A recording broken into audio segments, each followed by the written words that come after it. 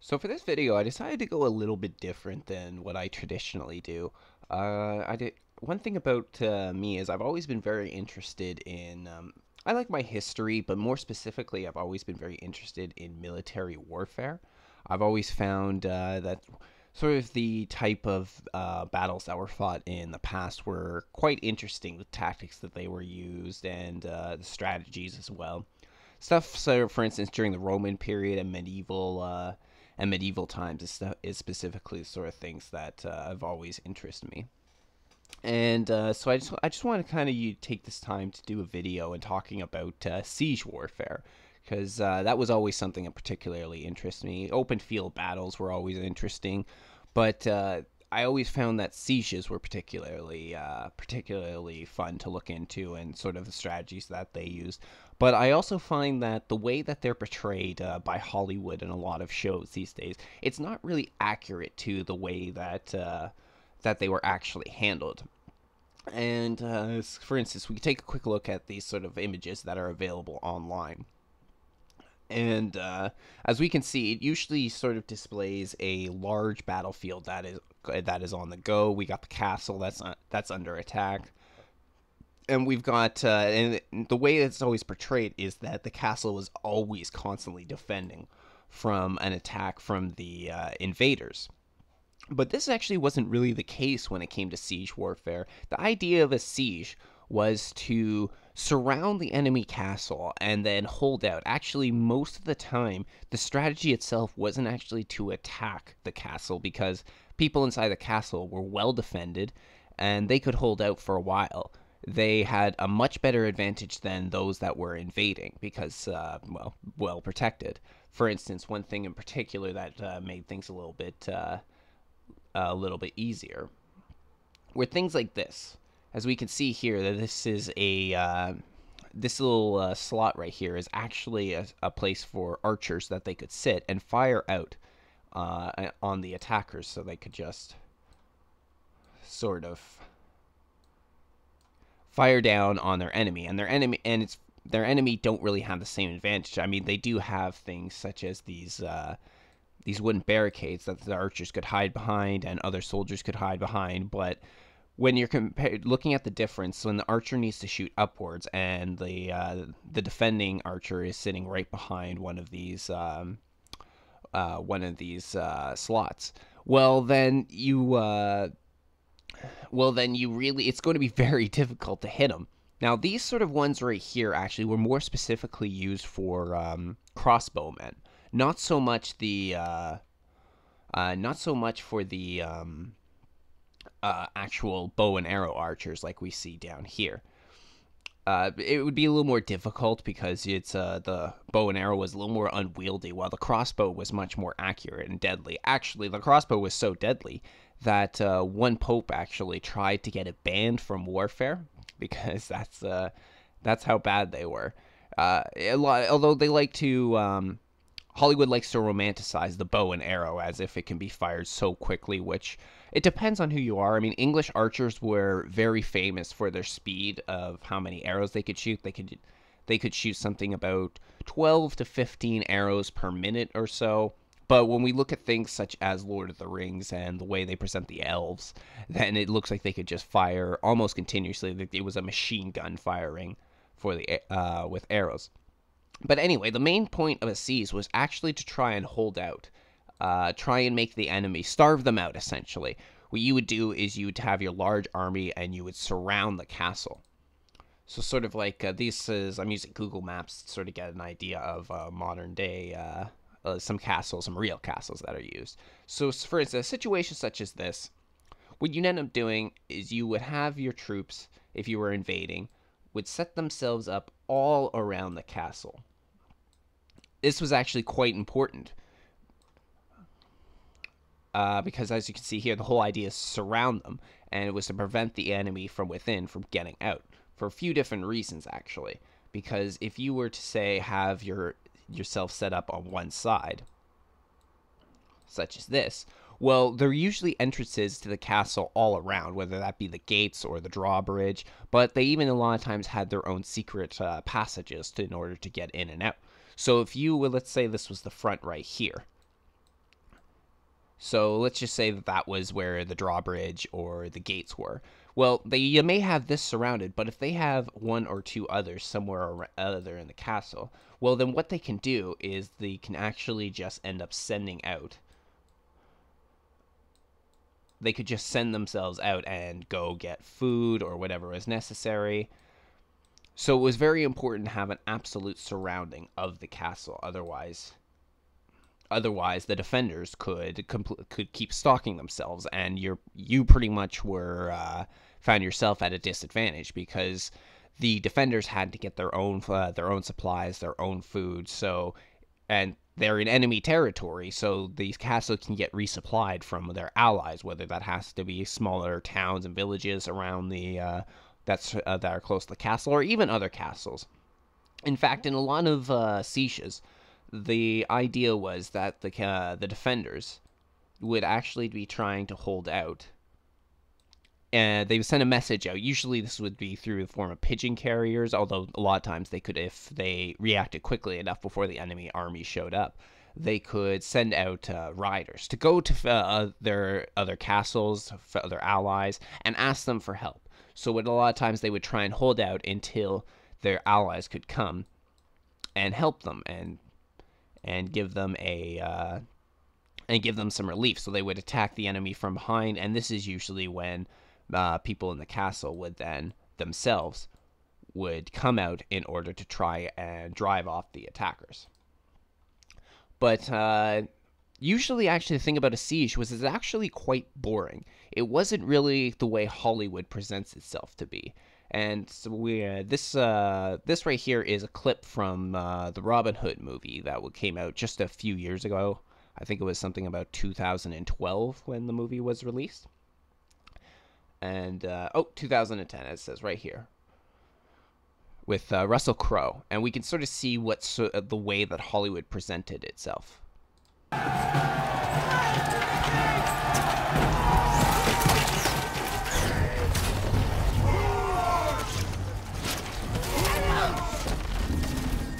Archer! Stay alive! I'll see you tonight! Don't forget your money this time, little man. It'll be my pleasure to take it off you.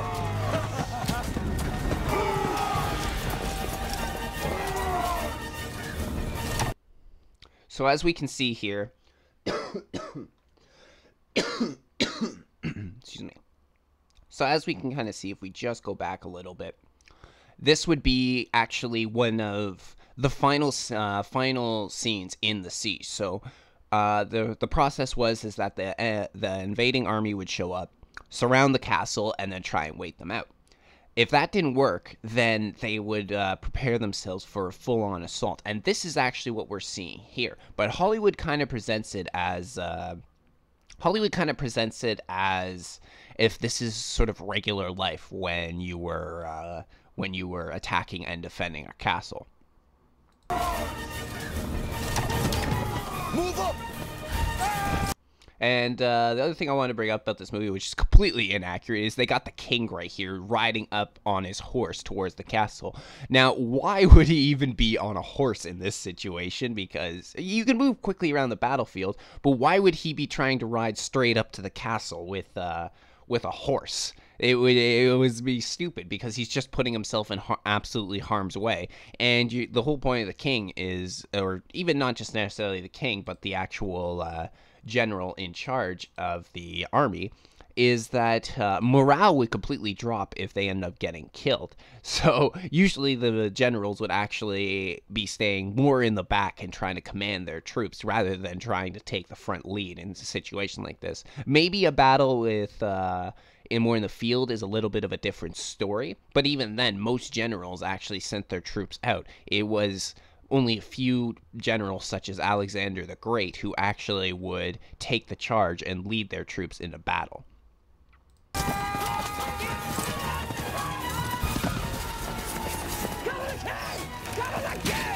So as we can see, I guess I was a little bit behind there. they've got their archers firing constant amount of arrows into the castle, which is another thing you wouldn't really do because it would take some time to make new arrows. So you wouldn't want to just waste your time and waste your ammunition by constantly firing arrows into the enemy castle.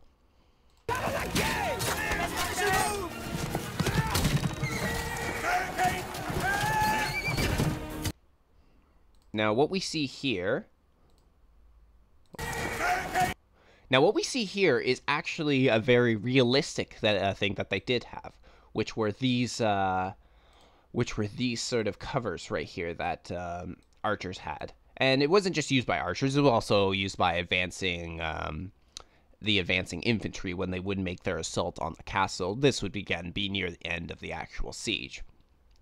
And this is actually something would be used because otherwise you're just running straight up. And it's one thing to have a shield that you could defend yourself with, but usually, especially in medieval time, the shields were smaller, so you wouldn't really have the protection that they're promising. So having one of these giant wooden barricades would actually be something more realistic and much better at keep giving you cover than just running up towards the castle.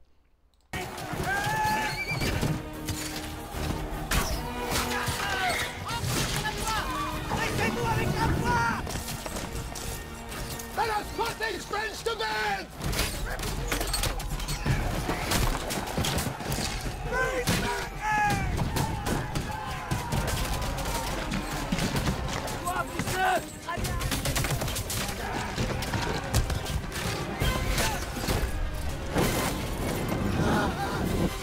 And then we also have the classic fire arrow dilemma, which is the thing is fire arrows actually, they've done tests with this sort of thing, and they aren't that great at lighting things up. They're actually kind of shitty at lighting things up, but it's something that Hollywood loves to add in. Jimmy! Calm and careful. Make it count. Go!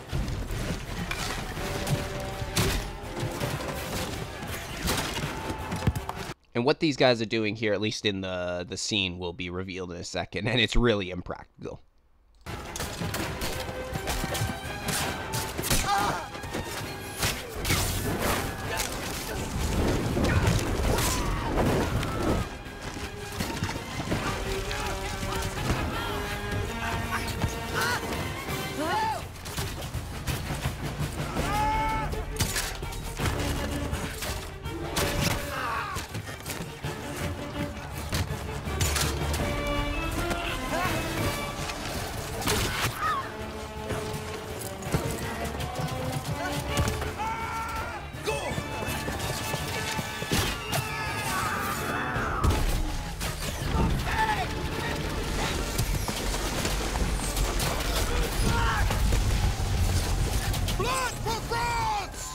And what they're doing here would be now. There's some people have debated whether this is actually a real tool that was used, but it would be the idea of heating up either oil or water and then dumping it out on the enemy so that to harm them whenever they got close to the castle.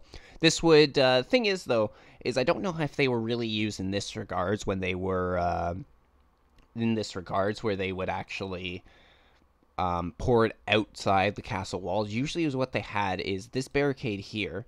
They would have one here, and then they would have another barricade on the other side. So they had two. So if you got through one, you also had to get through the second barricade or second door. Now, what they would end up doing is they had what they called murder holes. And murder holes were just an opening in the rocks, and then they could drop rocks down on their enemy. So when they had when the invading army had troops all inside the first barricade, then they would pour the hot liquid down onto the enemy, so that way it was much more accurate in that way. But I don't know if they actually used it by pouring it outside the castle wall. Seems a little impractical, but people even debate if this was a real tactic even used. Mostly because they're talking about it would be a huge waste of resources for one single use. I mean, you need your oil, you need your water during a siege, so people have always debated whether this is true. Blood for France! Go! It'll make a fine pincushion!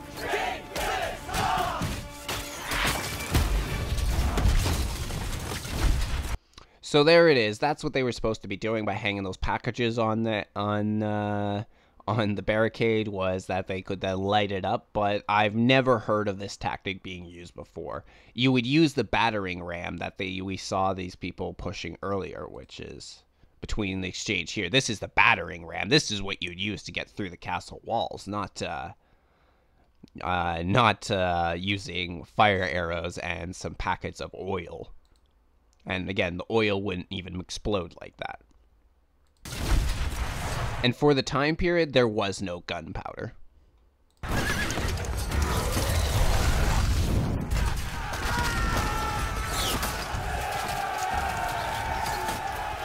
what they do for the Lion Heart! Look what they do for the Lion Heart!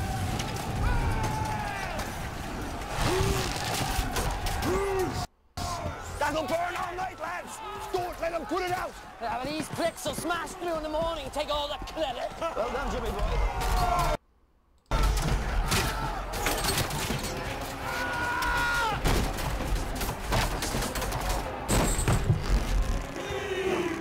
So this is actually a much more realistic approach, is you get the battering ram up here, and then you start smashing it to bits.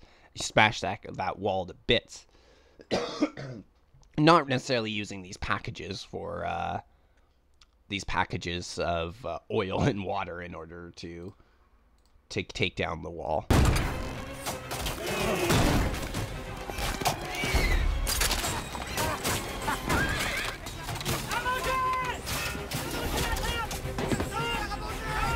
And they're also saying here, like, you got this guy coming up to give them soup. There would be a lot of time to actually eat and drink during the waiting periods, you know?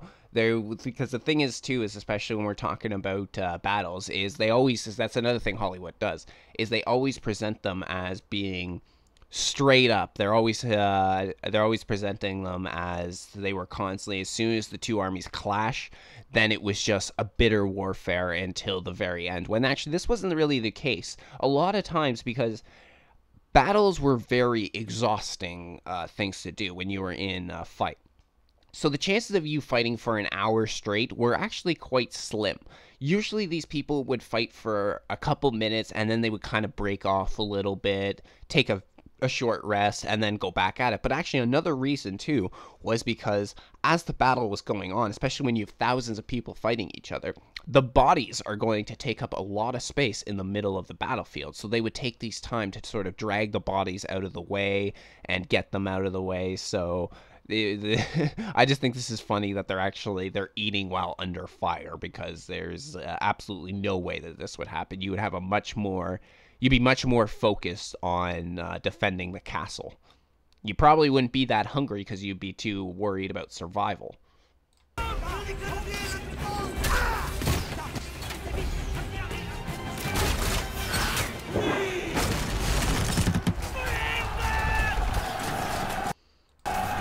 Now, this here was a big problem for the defenders. If they managed to get through the walls, get through the gates or the barricade, then the castle was in real trouble. This is where things went truly bad, because once your gates are destroyed, it takes a lot of time to repair them, but then you've given your enemy an opening. So if the gates were smashed down like that, it was usually only a matter of time until you lost the battle, until the defenders would lose the battle.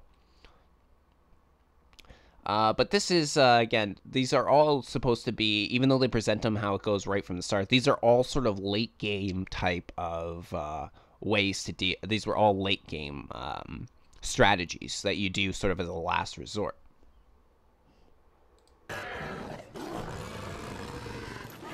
This is Lord of the Rings, I'm sure most people recognize. But sort of as we see here.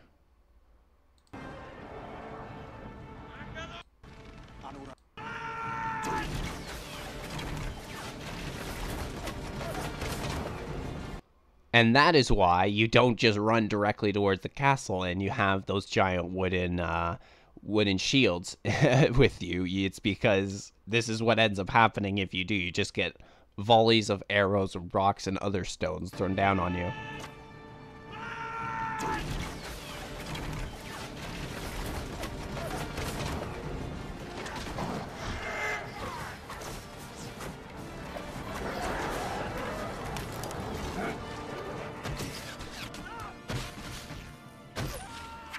And actually, this is another thing that made crossbows actually very effective weapons in siege warfare, because you, especially as an attacker, because chances are that most of the defenders are hiding behind the castle walls. So what you would be sitting there if you had a bow and arrow and you're cranking that back, that's going to get your arm very tired very soon. But what you ended up doing with the crossbow is you just load it up, and then you could just sit there. You just sit there and wait for somebody to poke their head out from the castle wall, and then you fire. So they were very effective weapons for this point in a siege.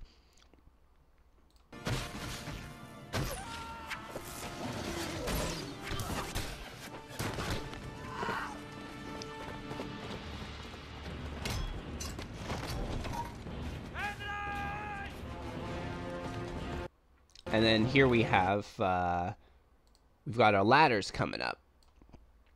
And again, this was something that was used a lot in siege warfare. In fact, I'm pretty sure ladders were some of the most common methods to scale the walls because they were simple to make, cheap.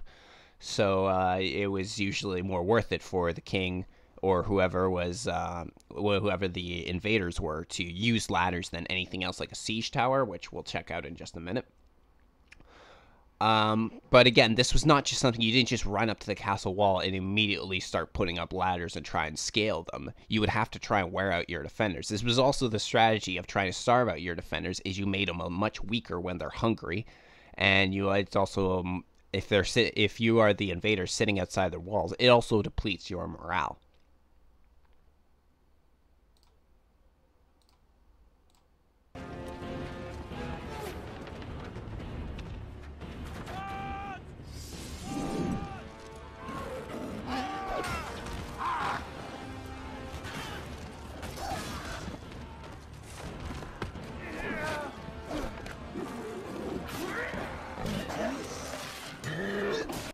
Now, this was an area of the battle that would end up happening if the invaders could not get the defenders to surrender to them.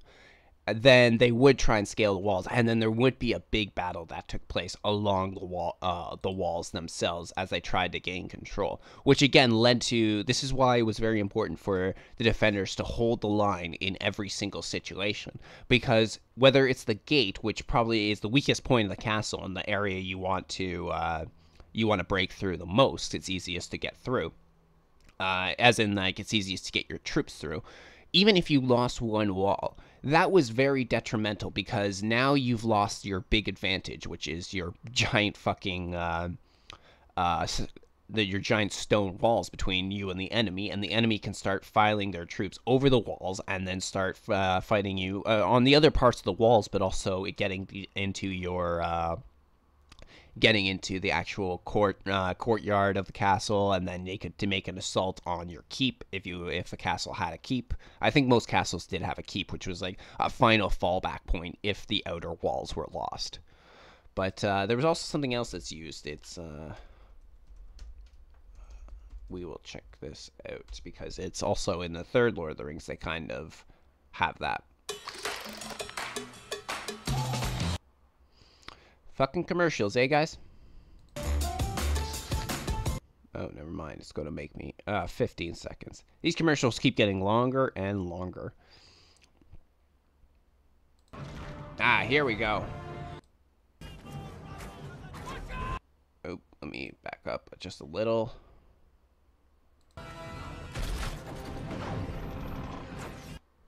So these here are siege towers, and they are something, it was a real thing that was used during sieges, which would just be, you built this big ass tower that you then pushed up to the walls, and then your troops could climb up the ladders that were behind the wooden walls here, and then there's a drawbridge right around here. It drops down, and actually one thing that they don't usually show in movies, but it was actually common, was that they had a section right on top for archers, so that archers could actually be stationed right on the top and then fire down on the defenders on the castle walls.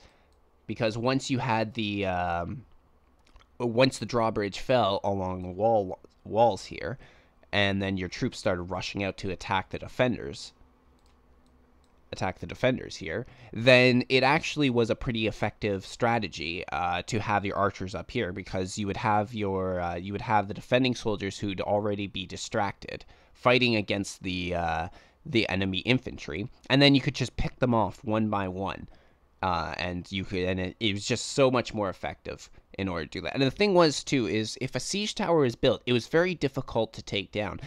A lot of castles didn't really have this, what they present in the Battle of Minas Tirith, which is that they have these catapults. They have catapults on the walls. This was not realistic. You didn't have catapults sitting along the walls. The enemy had catapults, and they used to fire it at your walls in an attempt to weaken your walls and bring them down. But for the defenders to have these, this is just Hollywood cinematic right here. It's not something that is realistic. So if a siege tower is built and they could move it up to the walls, then it was actually quite detrimental to the defenders. Although it took a lot of resources in order to get to this point. And it was reasons like this that such as Leeds Castle, would have been a very effective castle to defend because of the moat that's around there. And moats were very important because, as we could see from the videos that we were checking out, they kind of just attacked. Oh, that did not go over well. We'll do that. They kind of just attacked wherever they could, right? Usually I think they focused their attack on one side of the castle rather than another, but they would at least surround the castle. But they would just attack it. So this is what made a moat so much more effective, which is this body of water around the castle, is because now, even if you've got your soldiers stationed all around the castle, you still have it cut off, and it does make it harder for the defenders to come out in order to get food or anything like that. But usually they had a stockpile of food. Usually they were aware that these armies were coming, and they stockpiled their food for a while. But it made it much harder for the attacking forces, because all they had would be this area right here in order to attack the castle. So they could defend themselves from one way. It was so much easier for the attackers to defend themselves when they only have to worry about one direction. And they could pretty much forego their defenses along these areas right here. Just was not a worry, but at least for the beginning, but what was usually a strategy was that the attackers would try and fill the moat. They would try and fill it up with rocks and debris in order to make an attack along their, to make essentially a land bridge to attack the castle walls. So that was one strategy, but again, depending on how big the moat is, a moat such as this side would not be very effective to do. Now, I suppose maybe something around here would be more doable, or if they wanted to do this, they make it much more doable. But it would, if you're trying to do it right along this area right here, it's too big. It's just not an effective strategy in order to attack a castle. But the other thing was too about a moat that protected you, and this is something that's Hollywood. I don't know if I've ever actually seen Hollywood discuss this, but what actually was another strategy? We'll go with brown. Is that if you had your army set up along here, you would actually, mining was a very big strategy. And what that was is you would dig underground, and you would dig your way up to the castle walls. And you would be setting up wooden supports and all sorts of other stuff in order to help you out. But you would do this and dig your way up to the castle walls. And then what you would end up doing is you would actually set fire to the areas right around here. And what that would do is it would, you set fire to the wooden barricades, you pack a bunch of a flammable equipment in there, or flammable substance in there, such as oil, and then you would set it all on fire, and then you would retreat out. And what this would do is if they were trying to collapse the tunnel, if they could collapse the tunnel, then it was a very good chance that the walls themselves would come down. that the walls themselves would end up collapsing, which would give your troops a way to climb into the castle walls and attack. And it was another strategy that was used time and time again. But also, what was also a danger of this is usually as it was going on is, usually as this was going on, you would have the defenders also doing what they call a counter mine, which was when they would build their own mines, and they would try and figure out where your mine is. And it was essentially a strategy of trying to collapse each other's mines. What you'd end up doing is, especially if you're working in the mines, it would be intimidating because it would be very dark down there. You wouldn't be able to see much, but there would also be listeners who would be listening in to try and hear for the sound of construction of the enemy mines. So, for instance, the strategy of the defenders is they're building their mine to try and intercept the enemy mine. So you're trying to intercept it wherever. Preferably it would be where they've completed the farthest along, but pretty much wherever. Now, you would have people that are listening for this, listening for the sound of construction, listening for the sound of material being taken out, listening for voices. So what they would do is they try and either one of two things. They would either try and dig their way into the enemy mine so they could engage them and then attack them straight up. Or, what was usually more preferable, is you would try to dig under them. You dig under them, and then when you realize that they're just above you, you would collapse the defending mine. And then when the defending mine would collapse, then the enemy mine would collapse as well. The attacking mine would collapse as well. It would kill everybody that is still present inside the mine, and it would also undo all the work that they made up to that point. It's not a very well-known strategy, actually. Like, a lot of people don't discuss it. But this was actually something that was used in World War I as well. We all hear about trench warfare. And yes, it was trench warfare primarily. But a lot of people actually did use undermining as a way to try and get out. And it was a very similar strategy. It was either that you try to use it to get underneath your enemy trenches and then break your way through, or it was that you were trying to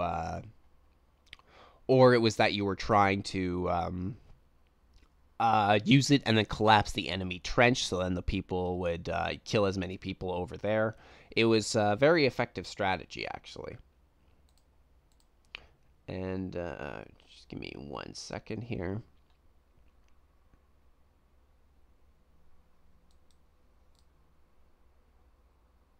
Where is it? There we go. So, as we talk about filling in moats and everything, this is another example of another castle. Ludlow Castle, it looks like. So this would be maybe a more common moat that you'd see. So filling it in was actually a much more real possibility. You could actually fill all this moat area in, and then you could attack the walls from here. And again, as we can see here, there were different gates that were available. We've got Mill Gate, we've got Broad Gate, Old Gate, and these were areas to get inside the castle. So there was, in this case, this would probably be a walled city, actually, more than anything else. This would be we have the city all along here, and then we got the actual castle itself right along here. So when we're discussing about, when we're talking about siege warfare on a city, it would be much bigger task to undertake because you have a much larger area to surround, and you've got to get all around the castle because, again, if you have exits that are going, let's say this was a way to get out right here, if you're only surrounding this area right here, then the people can come out and they could go and go get more help. They could go get more food. But actually, what was another common thing to do? What was another common thing to do is when the enemy had themselves set up, their defenses set up, then the defenders would do something what they called a sortie. And is sortie in people who, especially maybe Canadians, might recognize the French sortie, which means to leave. And so what that meant is that the defenders usually, this would usually be cavalry member more than anything else because they can move quite quickly, is they would actually literally leave the castle, come through one of the doorways, and then they would make their way around to attack specific enemy positions. And so if they were setting up battlements right along this area right here, then you would attack them to try and hinder construction. For instance, if they're making a siege tower and you're worried then they've already filled their moat up over here, or they're in the process of filling it up, then you would then the king or whoever was in charge, the general, would tell people that they need to make a sortie, and then they have to go and hinder construction there. And it wouldn't just be for that reason. It wouldn't just be to hinder construction. I mean, so people would come out and do a sortie and attack the enemy and just attack specific troops as a way to demoralize the enemy. Because this would be another strategy in order to get the invaders to leave, would be to demoralize them enough, make them believe they can't take this castle, because taking a castle or a city was a very big undertaking. I mean, we could see right here how big this is. You got a lot of people at your disposal, plus you're at a huge disadvantage. So it was just another thing that these people, it was just another strategy, the sortie, that was used many, many times. Because usually the enemy was sitting outside of archer range, so you couldn't just shoot at them all the time. And even back in the medieval times, there were trenches that were used as well. But there were trenches that were used as well, and they would use this for cover, and they would also actually use it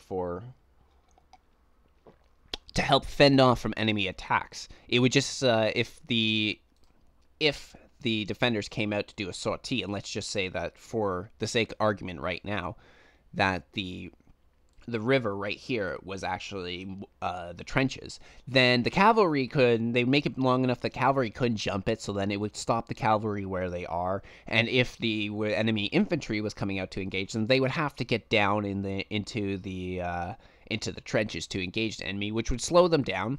And in the meantime, enemy reinforcements could come to help, like invading reinforcements can come to help fend them off. And then the enemy, the defenders, have to fight their way out of the trench, which is they're fighting uphill battle from there, which makes it a hell of a lot more difficult for themselves. So these were just a few different strategies that were used during a siege, and I found that there's a lot of people that don't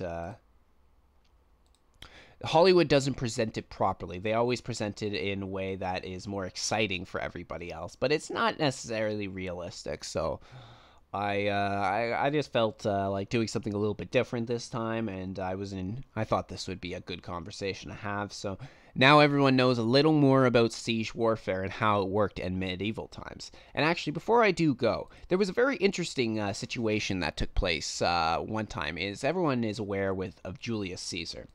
Well, Julius Caesar one time had a very interesting strategy that he ended up doing. So what he ended up doing was, we'll use this example of the castle right now. He was attacking a city of some Gauls.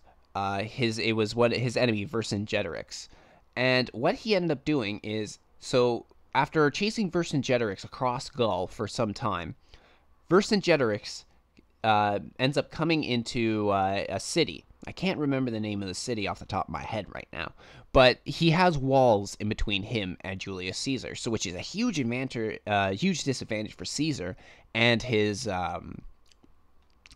Roman troops, his Roman legionaries. So what Caesar ended up doing is he started building his own wall around the city. And he did this because it gave him, even though his wall was only made of wood, it was the same advantage that the city had, in that if the defenders wanted to come out and attack Julius Caesar, if Vercingetorix wanted to set out his troops, then he would have to he would have to go through this wall. Even if it was made out of wood, it'd be very difficult to do, and it gave Caesar the same advantage that Vercingetorix had. So before the wall was completed, Vercingetorix actually sent out, sent out troops. So let's say it was about here and here where the wall was. He ended up sending out riders on horses to go get help from other Gauls and other villages around, which was going to have a big disadvantage on Julius Caesar because then he would have to defend two areas. He would have to defend them attacking from the inside the city if they decide to come out, and he would also have to worry about Gaulish reinforcements coming in and attacking him from behind. So he'd have to fight a battle on two fronts. So what did he do to get around this? Was brilliant. He built one wall around the city. Then he built a second wall around his original wall.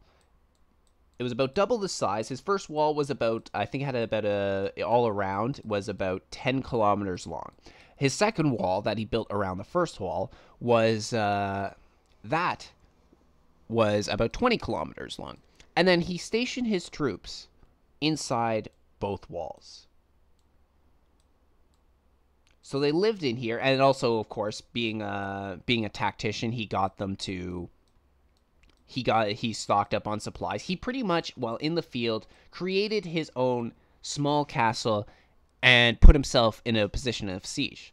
So what ended up happening is that when the Gaulish reinforcements ended up showing up, they attacked Julius Caesar from the outside, while at the same time, the Gauls attacked from the inside.